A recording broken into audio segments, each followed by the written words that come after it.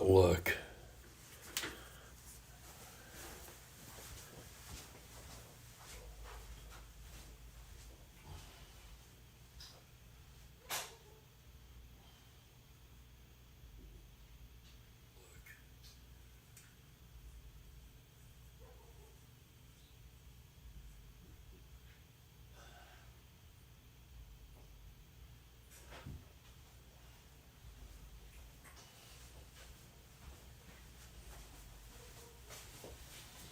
So,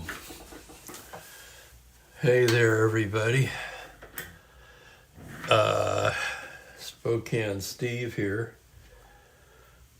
Had a little setback in my illness.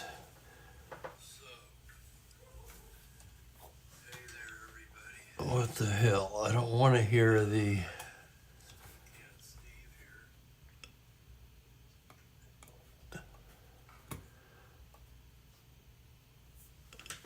I don't know how the volume got on that thing. So anyway, I'm not feeling up to doing a whole game yet.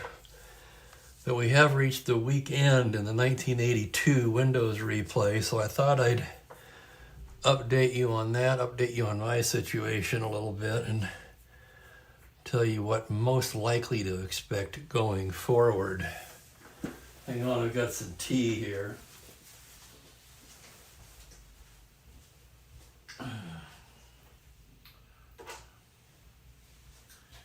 Oh yeah, that's nice. I've got some Constant Comment decaffeinated. My go-to lately. Except for late at night, then I do the chamomile. Anyway, I had another chest x-ray and there was still some pneumonia present. So they put me on, what the hell is it called? Levaquin. Which is according to my doctor, is the most powerful oral antibiotic they can give. So if this doesn't work, and it does, the positive news is it feels like it's working.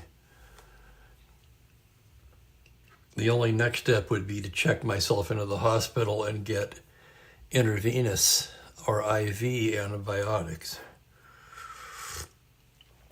But it does seem to be working. I started on that Thursday.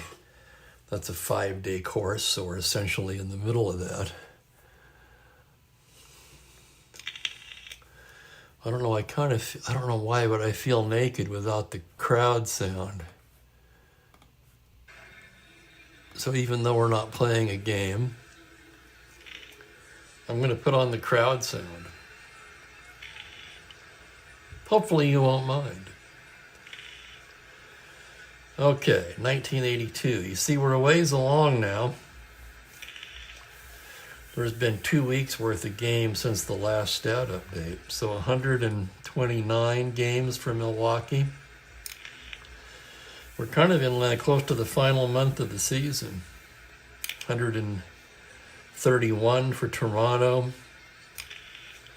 128 White Sox. I'm just picking some out at random. 130 for the Angels. So, you know, for some teams, most teams have about 32 games to go. Hello there, Ben. Greetings, Barbara. They'll cheer the out-of-town scoreboard. So we'll start with the American League. And actually, at this point in the 82 replay, the American League East is the only race we really have left. Milwaukee with a 2.5 game lead over the Cleveland Indians. The Boston Red Sox 5 games back.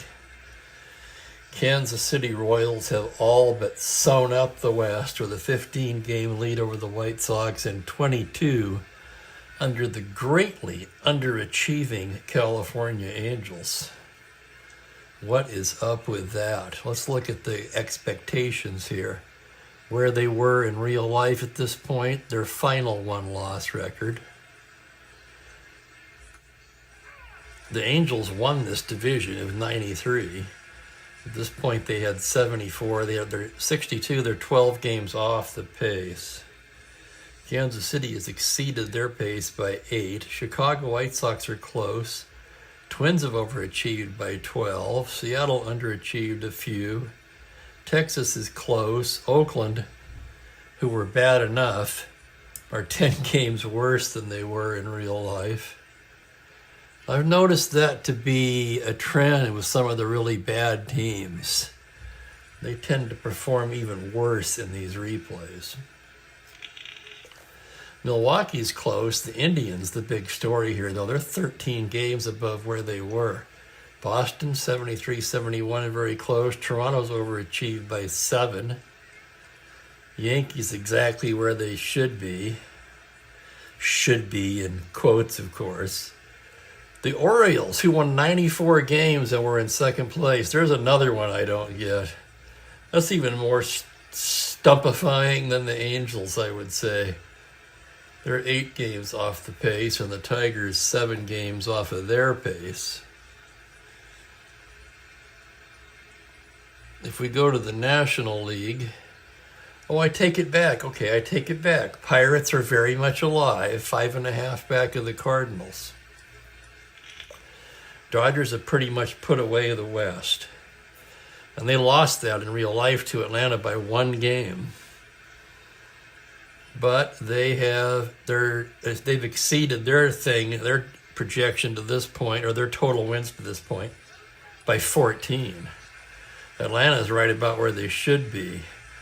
San Diego's about where they should be. Houston about where they should be. The Giants, who underachieve in just about every replay I do, and I swear I'm not doing it on purpose. I'm not one of those Dodger fans who hates the Giants. I was never one of those guys. Maybe as a kid in 1971. That was about it. And because I was young and stupid when I was told to, and they had all those fights that year. If anybody remembers some of the brawls between the Dodgers and the Giants in 1971, that's a story for a different day, but I remember a couple of them. Cincinnati right where they're supposed to be. Pirates, Cardinals overachieved by 4 ahead of where they would have been. Pittsburgh 4 ahead. Montreal's 4 worse. The Cubs doing pretty well. They're 7 better than they would have been. The Phillies doing poorly. They're 10 games under their pace. And the Mets 50-50. Right about where you'd expect.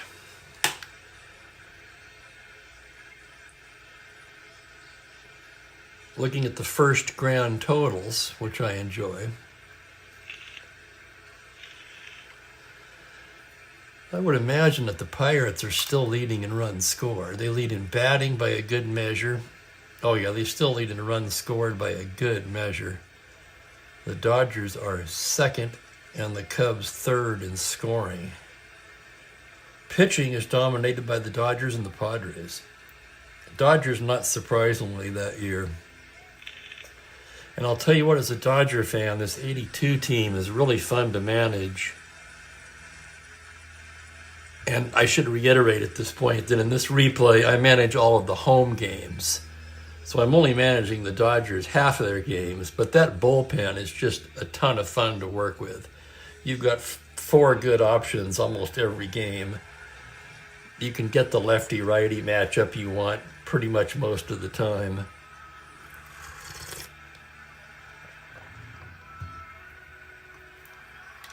Let's see. So in runs allowed, those are 1 and 2. Who would be third? A tie between the Expos and the Cardinals.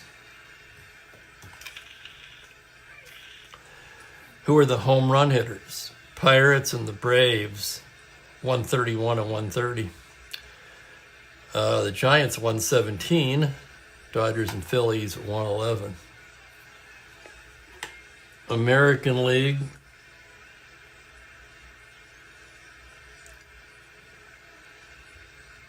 Where the hell is it? Okay. Kansas City leads in batting average, but not in runs scored. No, sir. That distinction belongs to the Red Sox. 654, with the Angels in second, the Royals in third, and the Indians in fourth. Brewers, the other team, over 600. I take that back. Minnesota had 603. 616 for the Brewers. 603 for the Twins. Pitching, the two division leaders, Kansas City, Milwaukee. Who was allowed the third least runs? This will come as a little surprise. Sometimes it's not necessarily the team with the third best ERA. As you can see, the Indians and the Yankees have both allowed fewer runs than Toronto, despite having higher ERAs, although they're pretty close. What's the league average on that, by the way? Whoops, I used the wrong mouse. So the league ERA in the AL is 4.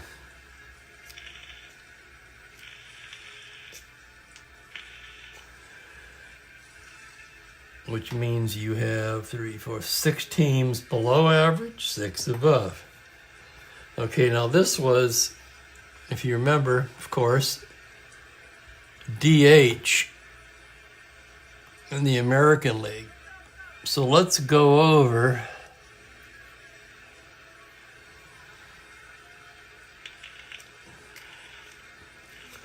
That's true, but I'll tell you though, as a kid though, I mean, I admired Mays and McCovey in particular, and others. I'll tell you what, I'd watch those games and I'd be like, man, why don't we have players like that?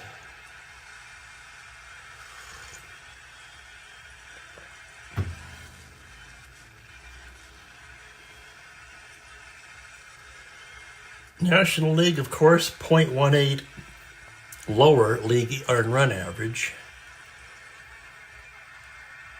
And the same situation, 6 below and 6 above. Boy, that rarely ever happens. That's nice and symmetrical. You're not going to see that all that often, really. I've seen it where there's only 4 of the 12 under the league average ERA a lot of the time, for example.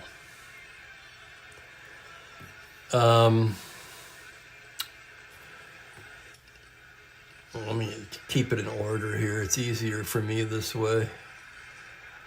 Let's check out the newspaper style recap. There you can find the top 5 in batting now. Willie Wilson with a comfortable lead for the batting race, 352. Cecil Cooper, Toby Harrah, Dwight Dewey Evans, and the surprising Rich Dower, 5th in the league in batting. Toby Harrah leads with 37 home runs. Willie Upshaw, 31. Evans, 30. Others tied with 29. We'll take a look at some of the others a little later on. Willie Upshaw with 103 RBIs. Cecil Cooper, 100. Jim Rice, Andre Thornton, and others tied for 5th with 94. 2 17-game winners, Mike Caldwell of the Brewers and Dave Stieb of Toronto, his teammate Luis Leal with 50. And there's Bud Black and Len Barker.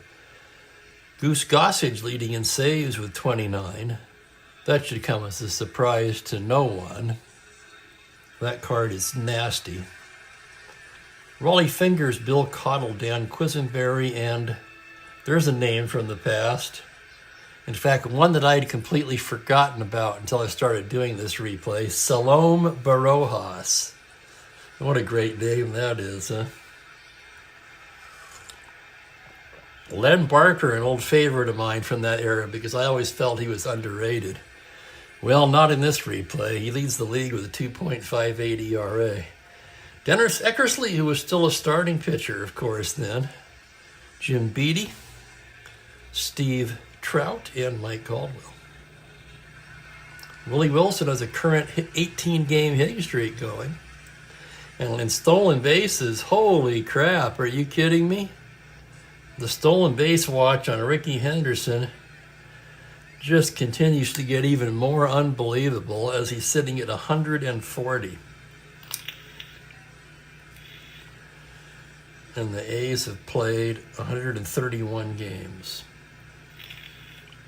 Damaso Garcia, Paul Molitor, Willie Wilson, Julio Cruz. Mariner starter Floyd Bannister. Another guy, I really liked him when he came up. I always thought he was going to be better than he was. Well, he had a couple of decent years. But I thought he was going to really be the shiz, you know what I mean? Leads and strikeouts.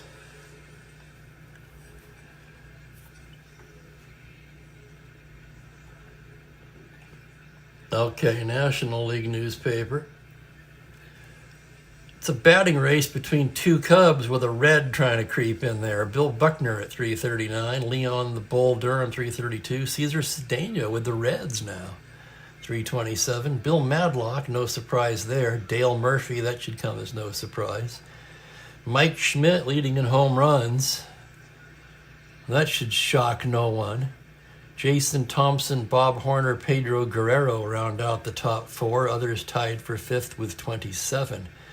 One of the big surprises of this replay is Bo Diaz, who now leads the league in RBIs.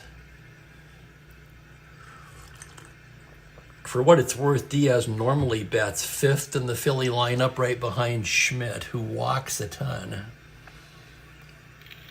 And the Phillies seem to always have ducks on the pond for Diaz. Durham Thompson, Al Hitman Oliver. And see, there's Schmidt with 90 RBIs.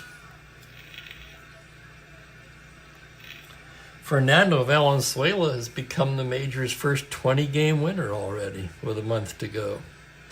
Joaquin Andujar, Tim Lawler, Scott Sanderson.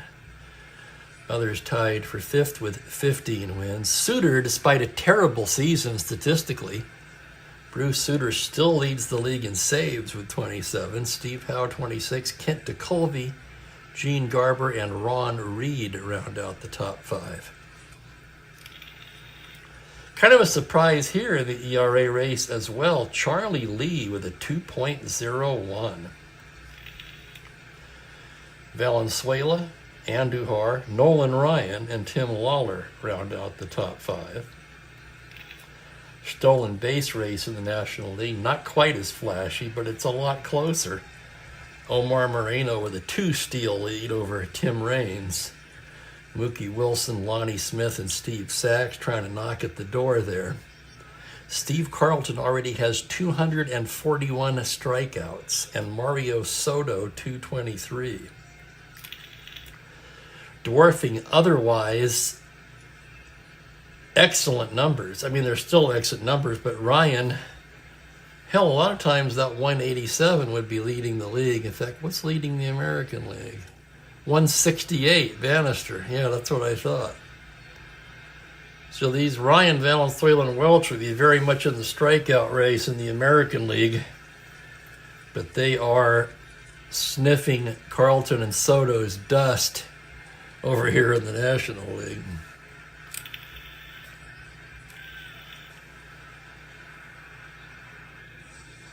Let's take a look at Suter. For some reason, I'm obsessed with it. What's really interesting is the backwards righty relievers in general have not fared that well. There's been one exception, and that's Raleigh Fingers. Okay, let's take a look at his card. There's the graph. Okay. Not much at all against lefties. And he's solid against righties, not bad, but much better against lefties. And he has a 0.91 ERA. That's in blue. 2.60 in real life. Hits per 9, in real life 7.1, and the replay 5.7. He's walked fewer, he's struck out more. He's given up only 0.2 homers per 9 as opposed to 0.6. Okay, now we go to a similar card. Okay. And that's Bruce Suter, of course. Not quite as good as Fingers card, granted, but still not much against lefties. He does have that home run. That's the red there that you see. And he's not quite as good as Fingers against righties, but a similar pitcher, you'd have to admit. And yet, he has a 4.95 ERA compared to 2.90 in real life. So his ERA is 4 runs, or about 5 times worse than Raleigh Fingers. And he's lost 12 games, 3-12, but he does lead the league in saves. And the Cardinals handily ahead in the division. So you can't say he's really cost them. On the other hand, 15 decisions. Here he had, 17 in real life. You make that 8-7 instead of 3-12. The Cardinals clinch already, or close to it. I shouldn't say they clinch already, but you get the point. Whoops. Okay.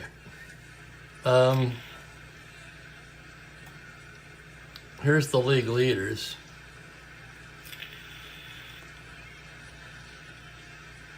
We've seen the top 5 in a lot of these categories. Didn't see runs scored, though. Runs scored bunch tight. Dawson, Thompson, Durham, Gary Matthews, Dale Murphy, Moreno, Sachs, Oliver, Sandberg, Keith Hernandez, Schmidt, Guerrero. Ranging between 91 and 82. Very close.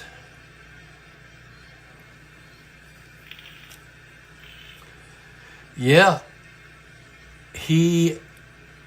I hear you, Ben. It's the weirdest.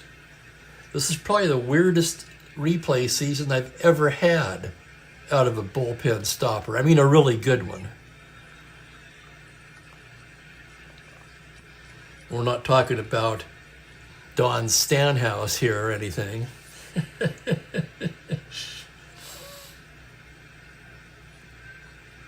Doubles, Dawson 42 leads. Knight, Dale Barra, Gary Carter, Bill Buckner, and then there's a bunch of guys with 31 and 30. Tim Flannery leads the league with 9 triples, Raines and Durham on his tail. Let's see who was 5th in home runs. It's a tie between Dale Murphy and Chili Davis. Ron Say in the picture there. There's Bo Diaz with 25. Again, of course, Diaz is your RBI leader. And as always, you can pause these things and take a longer look. And a greetings to Bill Ivemy. I say I wanted to do something it was time. It was way overdue for an 82 update. And as I mentioned earlier, I wasn't really up to doing a whole game today. But I hadn't talked to you guys in a while, so I wanted to let you know I'm still alive and at least do something. Intentional walks, still Lonnie Smith. Dave Kingman leads in strikeouts. That always puts a smile on my face. He was good for it, wasn't he? Young blood. You know what? That's a good point, Bill. You made me think of something. Let's take a look at this Diaz card that's having this phenomenal year. Okay, he had a good year. I'm not saying he didn't. 288, 18 homers, 85 RBIs, 783 OPS, but he's bested that to 896. Already has 7 more home runs than he hit all season. Already has 14 more RBIs than he had all season, and he's batting .315. Why? Let's look at the card. Well, he's better against lefties, but not that much better. He has more on base against lefties, but more power against righties. Good, solid extra base hits both ways. The dark blue representing doubles, of course, and the red, once again, the home run. I mean, it's a good card, but he's definitely overachieving.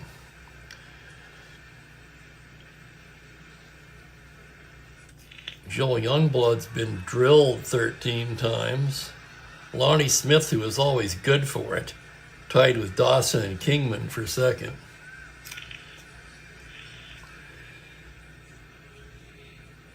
We saw the steals.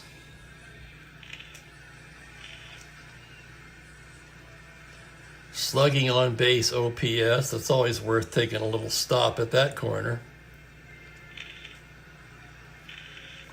Schmidt, Durham, Thompson, there's Bo Diaz, fourth in the league in slugging, actually tied with Guerrero. Murphy, Chambliss, Easler, Say, Horner, Dawson, Tony Pena, the Pittsburgh catcher. You know, Dale Murphy came up as a catcher. Who remembers that?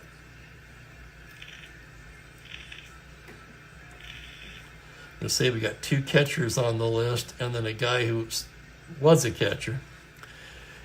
Thompson, basically on the strength of his insane amount of walks, 423 on base. So your OPS, a tie between Leon Durham and Jason Thompson of Pittsburgh. Mike Schmidt, Dale Murphy, Pedro Guerrero, Chris Chambliss, Bo Diaz, Oliver, Cedeno, Madlock, Say, and Horner. Okay. Pitching. Actually, X-Play. This is one thing I can't get in 66, of course, is X-Chart percentage, and I love that stat.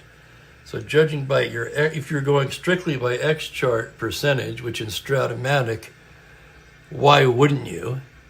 Garvey would be the Gold Glove, Trio at second, Schmidt at third, Ozzie Smith by a landslide at short. The outfielders, Mookie Wilson, Omar Moreno, Andre Dawson, and Tony Pena would be your catcher. That all sounds about right to me. There's the wins leaders. Who was tied for fifth? It was Roden, Soto, Jerry Royce, and Nolan Ryan, all with 15 wins.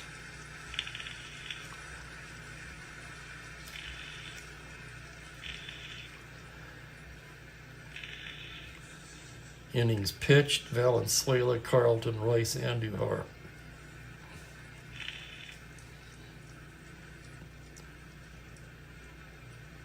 Three pitchers have started 30 games. Carlton with 14 complete games. Soto, Valenzuela, and Don Sutton. Sutton, of course, with the Astros that year.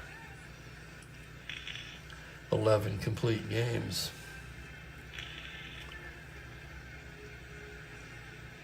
Bob Walk and Don Sutton have 4 shutouts. Okay, American League, same drill. Toby Harrah leads in runs scored. Dwight Evans in second, then a big drop off to Brian Downing. Cecil Cooper, Paul Molitor, Jerry Remy, Damaso Garcia rounding out the top 5. Robin Yount, always a doubles machine, leading here with 45. Frank White, Fred Lynn, Garcia once again, and Greg Lazinski with the White Sox. How about that? I always remember Lazinski as a Philly, of course. Larry Herndon of Detroit has 16 triples. That leads the majors. But it's a race for triples, with 2 Royals on his tail, Willie Wilson and Hal McRae. Jerry Mumphrey of the Yankees with a dozen.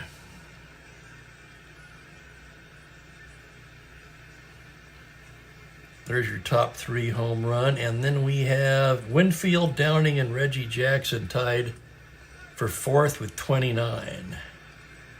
Parrish, that would be Lance Parrish, the Detroit catcher.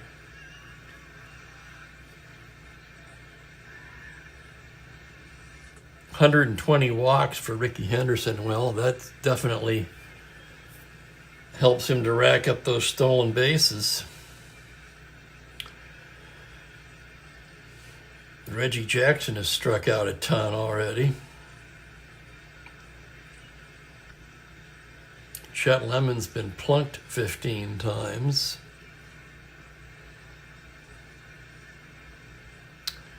as opposed to the National League where almost all the bunt leaders are pitchers.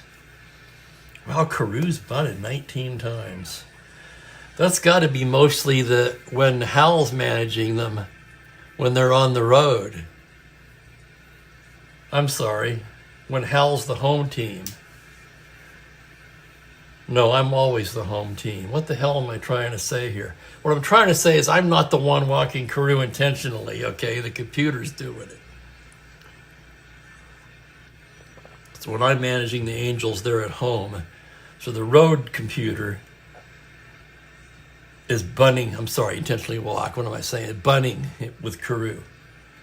I don't think I've bunted with Carew once. I don't bunt with 300 hitters, basically. And looks like Coda's at the door. There's a shocker. Mookie up in the catbird seat, of course. We'll take a look at Mookie here in a little minute. Let's go ahead and stop at slugging on base OPS Street. Like a Bob Ross painting, that's funny. Yeah, you'd think so, Ben. We used to say that back in the day, too. Why in the world would you walk him? Why would you put Henderson on? I'd rather throw it right down the middle. An even worse criminal offense was Vince Coleman. At least Ricky Henderson could hit. Why in the world would you ever walk Vince Coleman?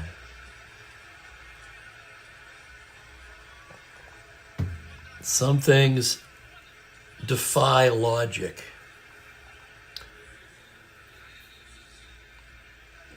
So Toby Harrah, first in slugging, second in on base.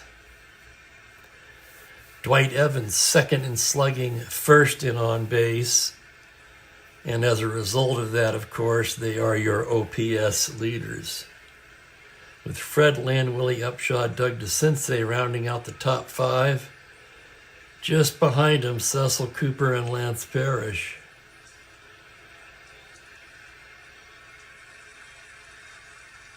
And he had that crouch, too. He had that tiny strike zone. But still, I mean, I don't know. I mean, it's easy to say because I don't have to pitch to him. But I think I'd rather pump it right in there than put him on. A walk is a double.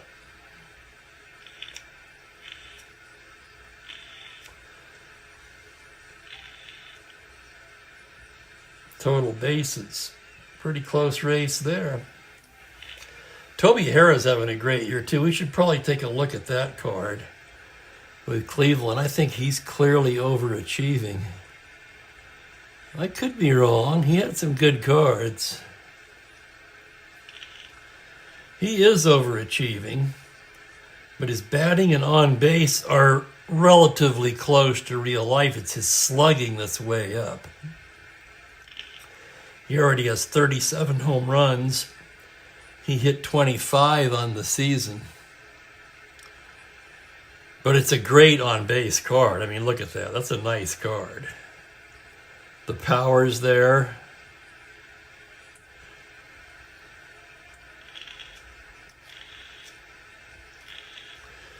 And an interesting stat that you could figure it out on the cards, but it's a lot of work to add up. I usually never bother, but I love this. Man on first advance. Look at that. 55.5% of the time against lefties, 48.7% against righties. So even when this guy's not getting, even his outs are productive. You have to have productive outs to have a number like that. Or just have a shitload of extra base hits. But I mean, he's solid in the extra base hit department, but nothing extraordinary. And the homers are solid, but again, nothing extraordinary. Well, you're right, Ben, it is. It absolutely is.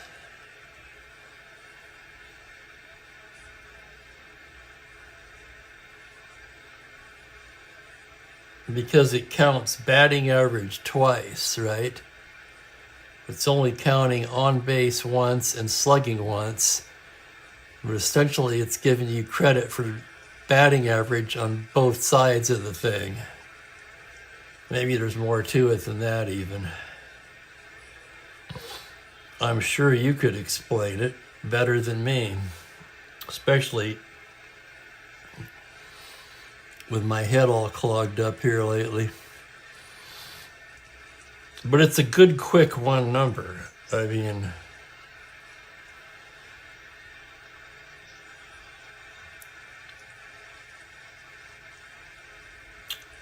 for instance here, Bhakti, third in on-base percentage, but his lower slugging costs him. He doesn't even make the OPS leaders.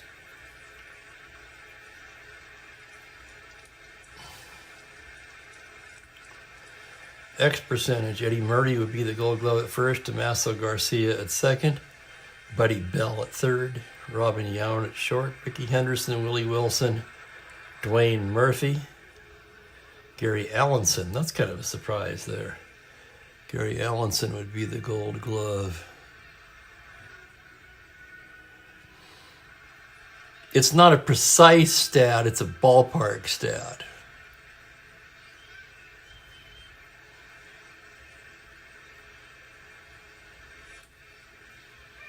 I would say your on base plus extra bases might be more accurate even, so you're not counting the singles twice. Something like that. I really don't like runs created though, which I used to love when I first read the Bill James stuff. But runs created tends to overinflate the guys with the high on base percentage that don't necessarily drive in runs. It made Boggs look much better than he should have been. And that was the flaw of that particular statistical calculation.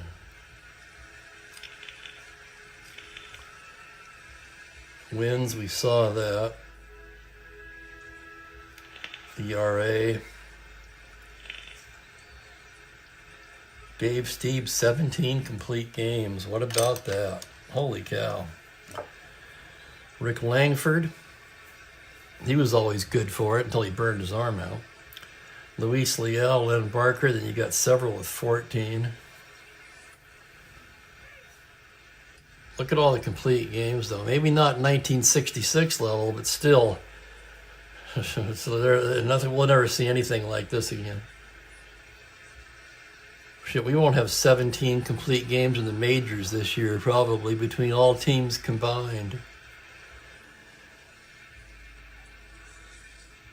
Shutouts. Medic, who had the no-hitter. Langford, Mike Witt, Dennis Eckersley, Lamar Hoyt, John Matlack with Texas, all with 3 shutouts. Strikeouts. We saw the top 5 there, didn't we? Okay. Reds led last year with 4. There were 29 total. Okay, well, we could have that. We'll probably have more than 17 then. I take it back. Yeah, WAR is even more vague. WAR is great for looking at a career. Shove a bunch of seasons together and get a number.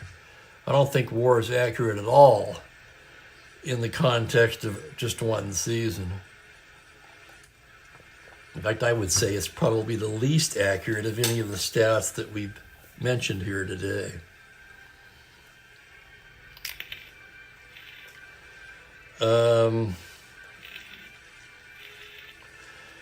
How are my Barnstormers doing?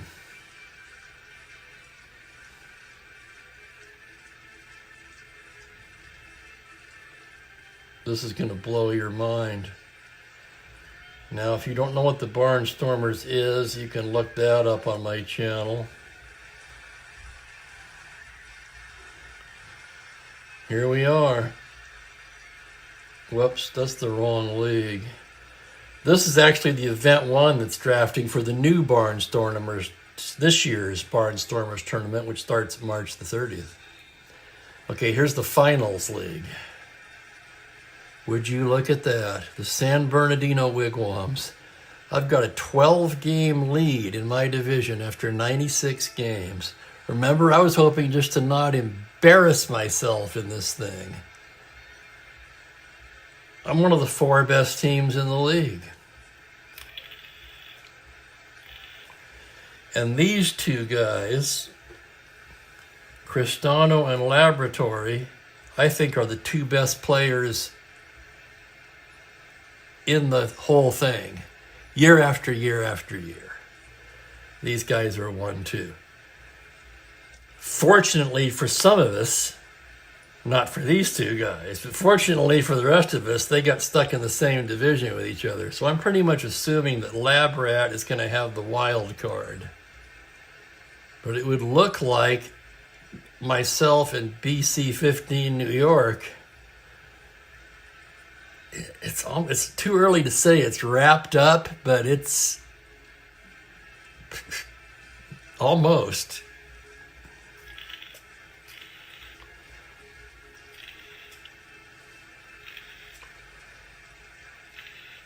So I have to say I'll make the playoffs. I'll be one of the final 4 standing, at least. I never thought I'd ever make the finals league, period. So this is just icing on the cake. And it's a lot of fun. And it's basically, if you looked at the team stats, it's not hard to see why. I built a pitching team, and I'm second in the league in team ERA. And the Cristano and my team, clearly the top 2 pitching teams in the league. Scoring, another matter. I'm 9th out of 12. By far dead last in home runs. We don't hit home runs. We do hit for average. And get on base pretty well. It's a pitching team, high average team. Leads in doubles by far. Leads in triples by a narrow margin. So if you're not going to be a homer team in this kind of a thing, and in these kind of leagues, you've got to have a ridiculous home field advantage. Everybody goes for extreme ballparks and builds for their park. So if you're not going to hit home runs, you've got to hit a lot of doubles and triples. Yes, Ben, 3 divisions and a wild card. That's it. Another thing we do, which is by design, I haven't checked this in a while either. Base runner advance, 255 opportunities to advance. I have my base running set at extreme aggressive, as high as you can go with it. So we've taken the extra base 145 times and been thrown out 30. So 175 out of 255 we've tried to advance. We don't steal a ton of bases, but we take the extra base. And another thing I like to have in this situation is a shotgun arm and right, and I have that with Bob Musell, a 1-5 E11. That way the other team has a harder time going first to third on me. But we haven't stolen a ton of bases, 79 steals. I mean, a real good stolen base team in one of these things will steal 220, 250, upwards of that even.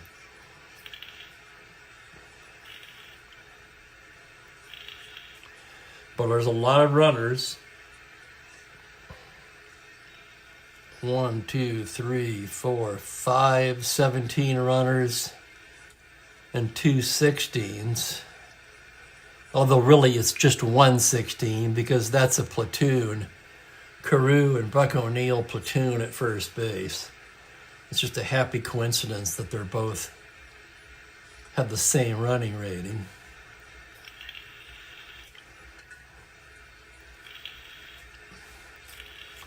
So yeah, this has worked out way better than I could have ever expected it to.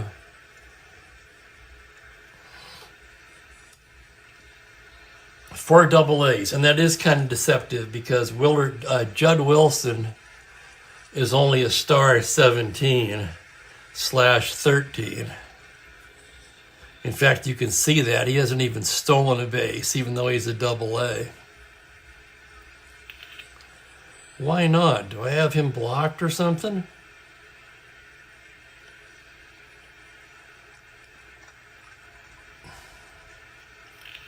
Yeah, I do. I have him set at don't steal.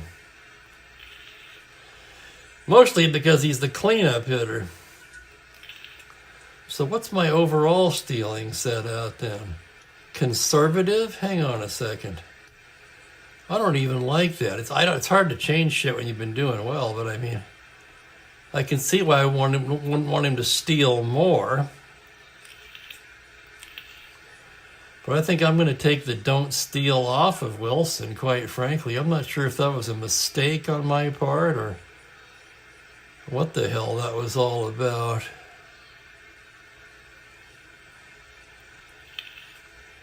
Now, in fact, even Doran's only a 17, but he's a 14 second number. Yeah, there's no reason. I can't believe that. I must have done that by mistake. Or maybe because he hits 4th and Bobby Veach hits 5th, I didn't want him making any outs on the bases. I honestly don't remember. But I'm going to pull it off for the last 60-some games and, what, 66? Yeah. See what happens there. Duffy can steal. Now here's another example. Honus Wagner's only a 16, but he's 22-8. And Wilson's a star 17, even though he's a B. Yeah, the A, B. Yeah, after 96 games, now I shore up the team, man. Absolutely. Isn't that funny? I can't remember if that's accidental or if I actually had a reason for doing that. Any other team or player in 1982 anybody want to look at while we're here?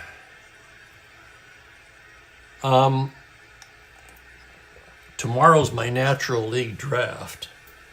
So I'm trying to rest up for that because that's going to be a grinder of a day. So I'm thinking, Sunday will be the 5th and last day of this round of antibiotics. I am expecting, if I improve at the rate I am, I would expect to be bringing you a game on Sunday, 1966. And that is, what is that again?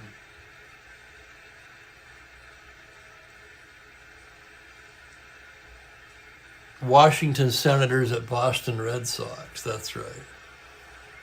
Tigers. Okay, let's look at the Tigers. Another fun one would be to why are the Orioles underachieving? And I have looked at that on my own because that's driving me nuts. They won 93 games that year and they're terrible.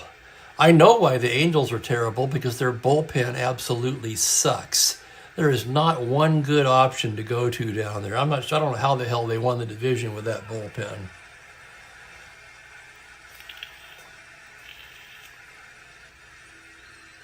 Let's dive into the Tigers. Home road record, a little bit better at home, not dramatically. Their runs scored and runs allowed is very close, so they should be closer to 500 than 59 and 70 based on the Pythagorean formula.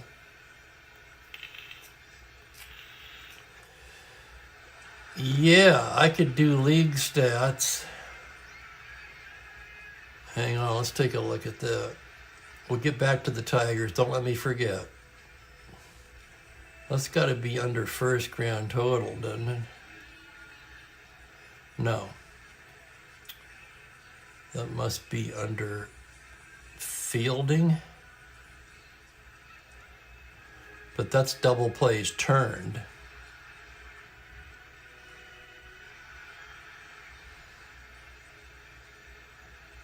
grounded into double plays. Here we go.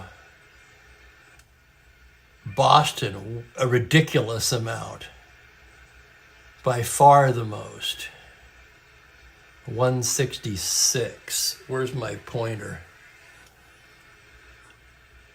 Then you'd have to go to Yankees, 136. Baltimore, 134.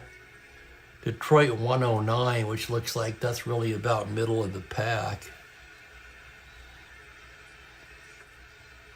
Okay, back to the Tigers.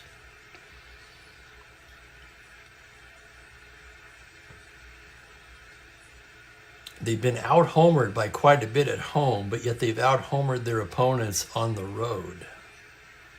That's interesting. There's their players. There's their hitters.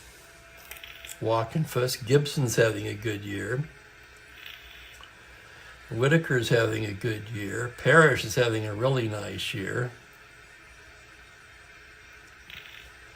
Leads the team in home runs and RBIs, and is second in runs scored to Herndon. Herndon's having a nice year despite the 257 average because he's got nice extra base hits across the board. And he's second on the team in RBIs. Plus he's 21 and 6 stealing as an added bonus. Part-time players like Rick Leach and Glenn Wilson have done well. Brooken's a solid year. 140 homers as a team. Mike Ivy, Herndon, Howard Johnson didn't play very much. Cabell wasn't that good by that point. Was Trammell really that bad? Well, Trammell hitting 219? That's interesting. Let's take a closer look at that. Trammell way underachieving. There's a problem right there. Hit 258 in real life, 720 OPS, hitting 219 with a 622.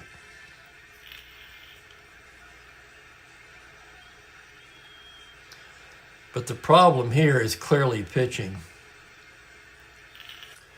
You really don't have to go much further than that team ERA to see what's wrong with the Tigers.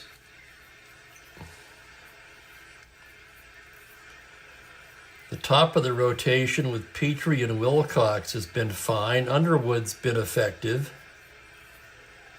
Kevin Saucier, another guy I really liked, one of those unknown, very little known players, but I really liked him at the time. I liked his delivery. Left-handed reliever. Jack Morris has had a subpar season.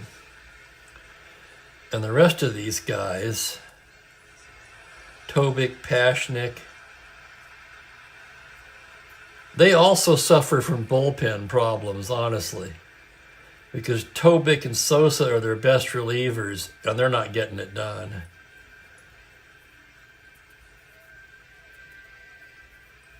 Will they get a little help down the stretch from Juan Berenguer, who hasn't pitched yet? I remember him being decent. Did he have a good year? Oh, God, no. He only pitched 7 innings. He was terrible. Never mind. That must have been a different year for Berenguer. Bob James had some decent years, but see, he's only worked 6 2/3 innings. It's all the pitching. They're scoring enough. Let's put that in perspective again with the team stats. Whoops, sorry. No, the league stats.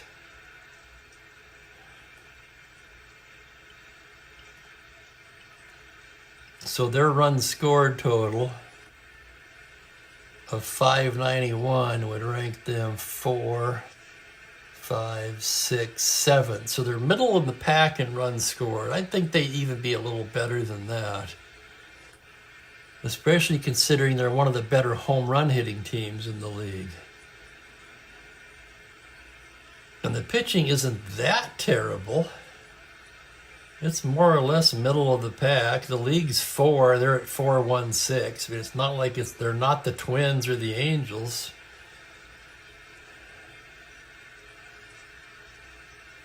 Bill wanted to see the Orioles. Okay, cool. Yeah, I've looked at that before too. First of all, let's see. We'll start since we already had the league up, or we did. 578 runs, so that's 4, 5, 6, 7, 8.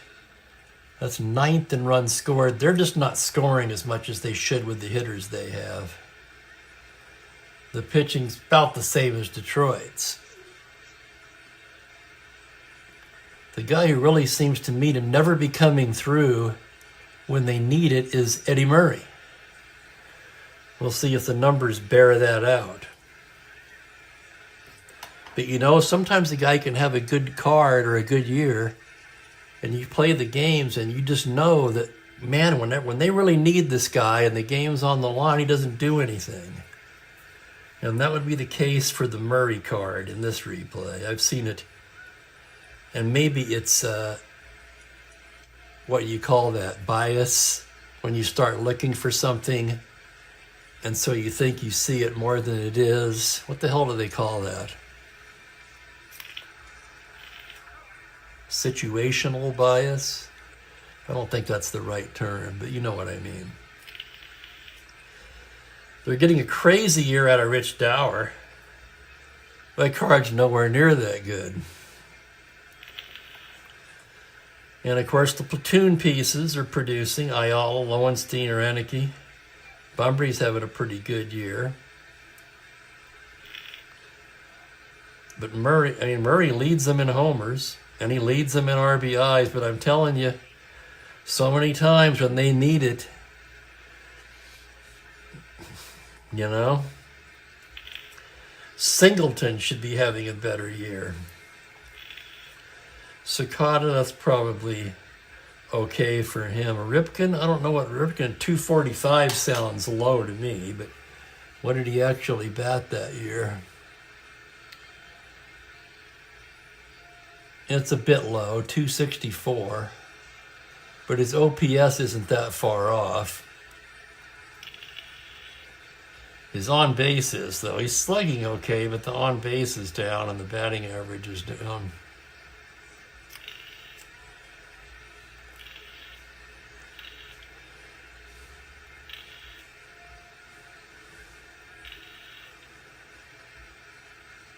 And the starters, I'll tell you what, the real thing, what's killing him is McGregor and Flanagan. Particularly Flanagan, who can't seem to get anybody out.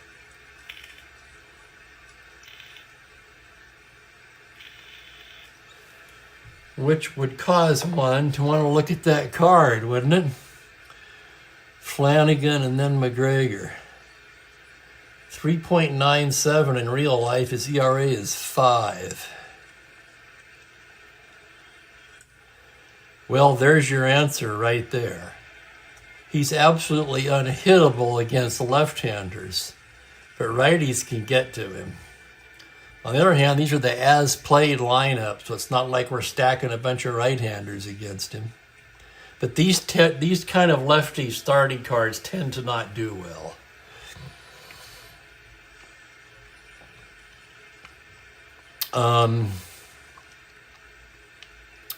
McGregor's the other one. He's actually doing better than his real life ERA, but the difference is he's a lot more balanced. He's actually better against right-handers.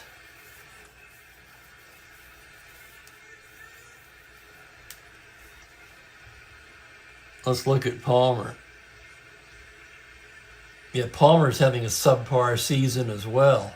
3.88, he had a 3.13 in real life, which I would assume that was among the league leaders.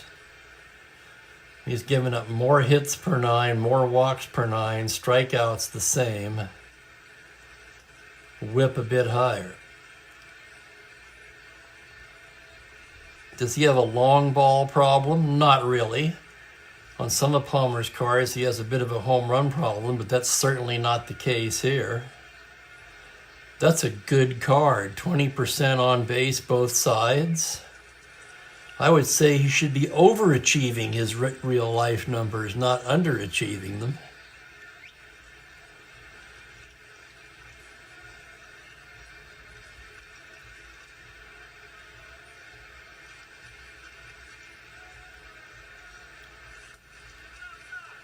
But I mean, when I went home for the Orioles, I'll bring in the platoon guys right away. I mean, if they're facing a lefty starter and the bullpen comes in, I'm telling you what, I get Lowenstein and oh geez, what's the other guy's name? Come on.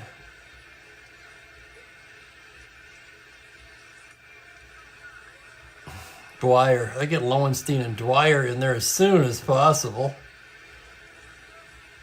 It doesn't seem to matter. I can't get them to win at home.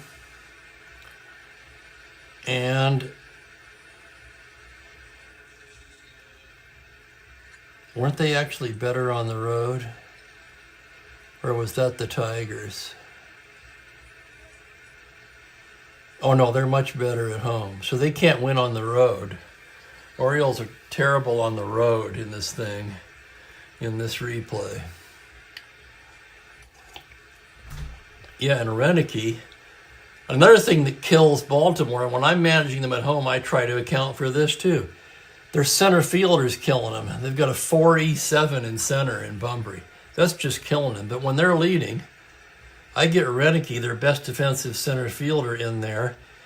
He may have already started the game in a corner, but I'll put him into center and get Bunbury out of there. You guys know how I do the defense from 66. That's pretty much a Steve trademark, especially up the middle. Doesn't matter what I do. Singleton's actually pretty close to where he should be. Murray, despite the good numbers, is underachieving. 267 average, but he hit 316. He slugged 549, he's slugging 489, and the on-base is way down, too.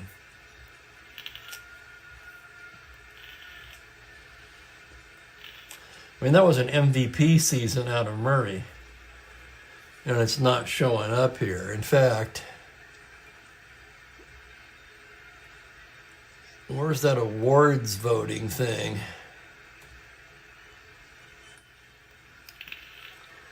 So he's not even in the top 5 right now. Hara, Evans, Cooper, Upshaw, Yount.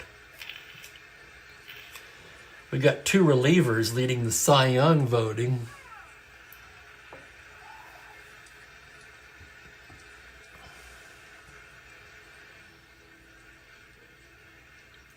We forgot to look at the National League in that. Murphy narrowly over Guerrero, Valenzuela, Thompson, Say. Valenzuela, Andujar, another reliever, Garber, Lawler, and Ryan. I don't always agree with Hal's voting on the MVP Cy Young Award, by the way. I don't know how they compute that. We've been over that many times in 66, in fact, where Marichal is clearly having the better season than Gibson, yet Gibson's way ahead of him in Cy Young votes. Go figure. Well, anyway, I guess I'm going to get out of here. I would say tentatively look for me on Sunday with Washington at Boston in 1966. In the meantime, I want to thank you for perusing this 1982 replay with me. We're getting near the end of that one, so you'll have to help me decide what my next Windows replay is going to be. Looks like we got about 4 weeks to go. So we're getting there in this one. Anyway, everybody, enjoy your Friday night. Drink them if you got them. I'd say smoke them if you got them, but that's what got me in the shape I'm in these days. Hey, I'm just being brutally honest. Say, well, yeah, we can't get this pneumonia out of your lungs. Well, shit. You can't smoke for 43 years and not expect some consequences. And having said that, I still say that smoking cigarettes was probably the single most enjoyable thing that was in my life. I don't know if I'd go quite that far, but it would be up there. It'd be close. I mean, it's really that good. People that have never smoked, of course, are never going to get that. And if you have and quit, then you probably get it. You may or may not get it. I don't know. I loved it. I loved it. In fact, if somebody tells me I'm terminal, I'm going to tell you right now, if I leave the doctor's office and the guy just told me I've got 2 months to live, my first stop is at the Quick Mart and I'm picking up a pack of Winston's, okay? I promise you. You can write that in freaking stone.